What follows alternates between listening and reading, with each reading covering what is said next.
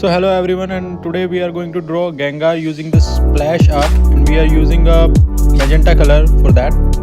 First step is to put the water onto the area where and then wipe it using a tissue paper gently, and left it unattended for at around 10 to 15 minutes and let it get dry completely.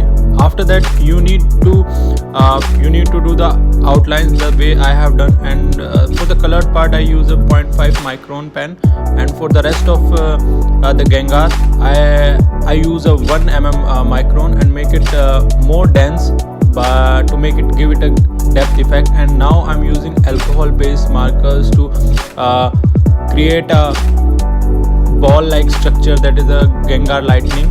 So you need to do the way I am doing here. And the paper, the most important thing that I'm using is the paper. The paper is a 300 GSM watercolor paper.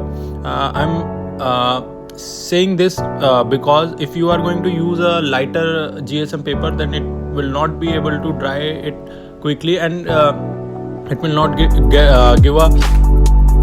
give a beautiful appearance that you will get in the end.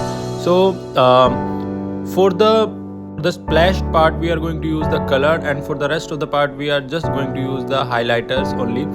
Here I have used the color for the eyes also, just to give it a beautiful appearance, and rest the splash part I am going to colored it with the Gengar color the way I have done. Now I am doing a hatching and the cross hatching, so just to give it a beautiful appearance, I will do hatching here, here and here. And this is the most important thing. This will not only give the depth effect to your creature, but also give a beautiful appearance.